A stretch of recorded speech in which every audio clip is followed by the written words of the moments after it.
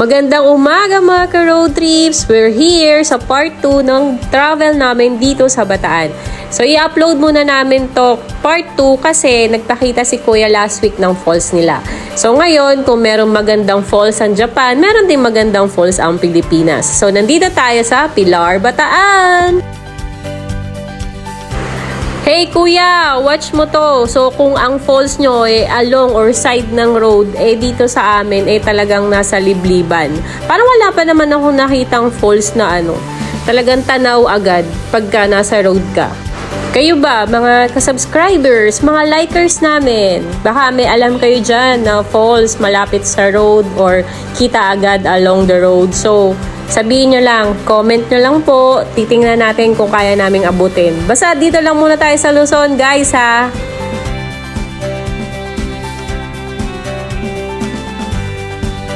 Mga ka-road trips, mga kapals, kung napansin nyo dun sa bungad ng video namin, may tunurong cross yung asawa ko. So, abangan nyo, yun yung part 1 namin na video para sa inyo.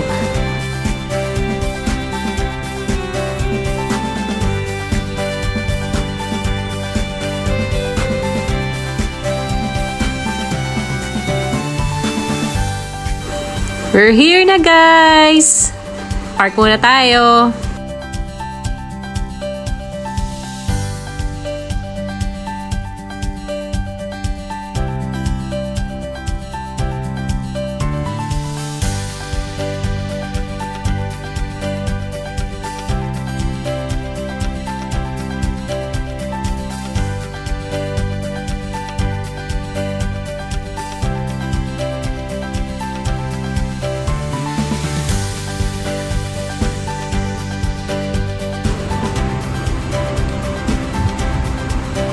Entrance fee 60 pesos. Table rental 50.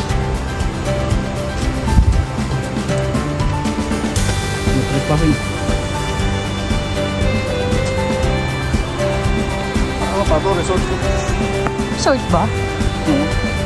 Ayun na siya, lapit lang.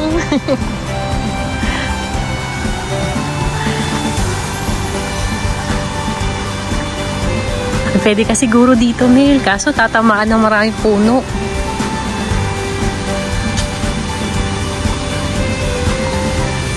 We're here at Pilar, Bataan.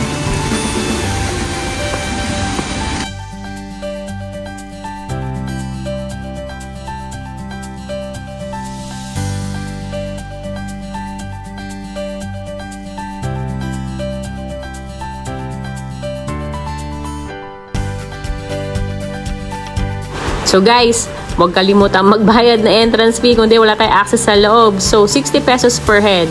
And now, it's time to reveal the name of the falls!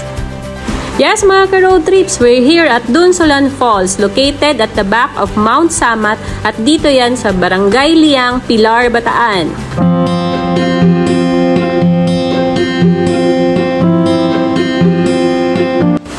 Wow! Look at this, bro!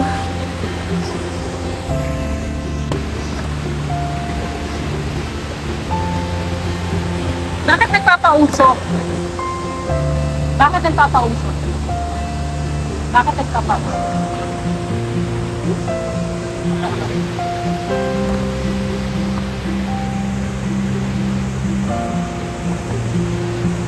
Yun, magpalipad ka dito!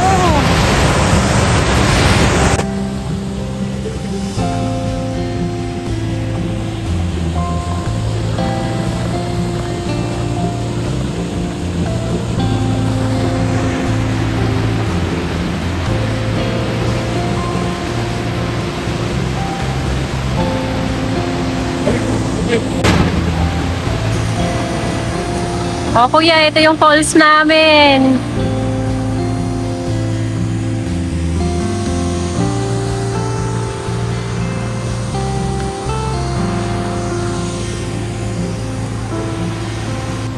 So guys, itong Dunsolan Falls is 5 meters daw ang height niyan.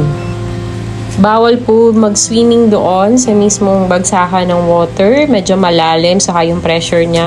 So, kung mag-swimming, dito lang tayo sa bandang unahan. Though medyo may konting lalim, kaya ingat-ingat. And ang saya ng mga swimmer. Ako hindi kasi ako swimmer eh. So, taga daw lang ng tubig.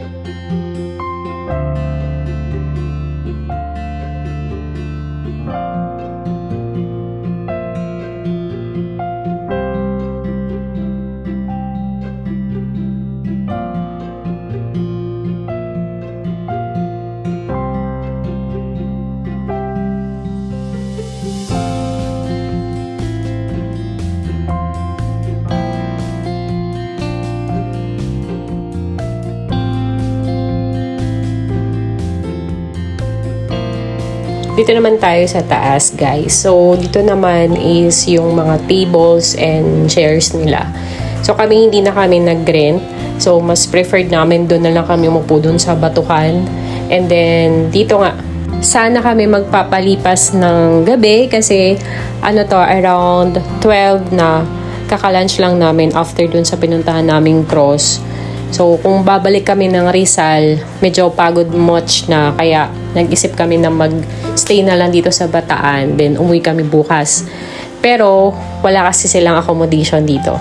Yan, mga tables and chairs lang. Which is 50 pesos yung rate nila.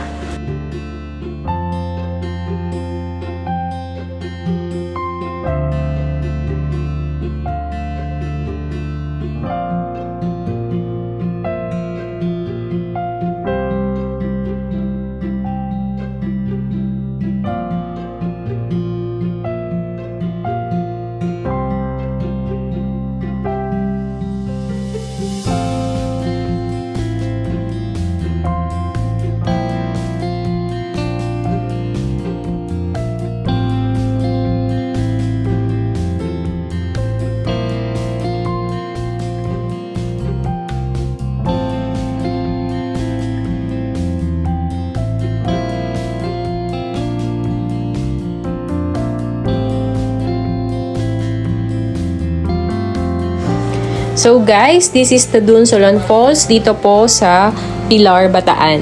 Bali, ang travel namin mula Rizal hanggang Bataan is 3 to 4 hours. Depende na rin po yun sa mga stopover nyo, ganyan. So, yun. Nakita nyo na Dunsolan Falls, malinis, malalim, kaya ingat-ingat, and very accommodating naman po yung mga sumasalubong sa inyo. And now, we're back to the road, guys. So, kailangan natin maghanap ng aming tutuluyan. So, ngayon ay pamariveles kami. Kasi iniisip namin kung may iba pa kami pupuntahan dito eh. Kaya dito kami pumunta. So, from Bataan, Pilar, punta kami ng Mariveles, Bataan. So, guys, thank you for watching. And I hope nagustuhan nyo po yung video namin. At sana po sa mga nanonood dyan, subscribe na, guys!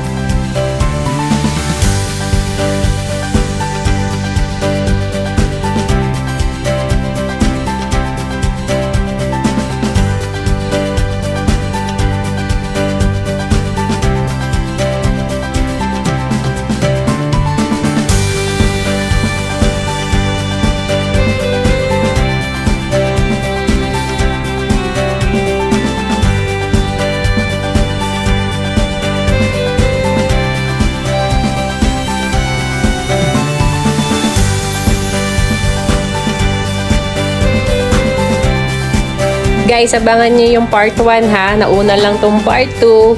And meron pa rin part 3. So don't forget, please share, like, and subscribe. Family Road Trips! Thank you guys! Bye-bye! See you on our next videos!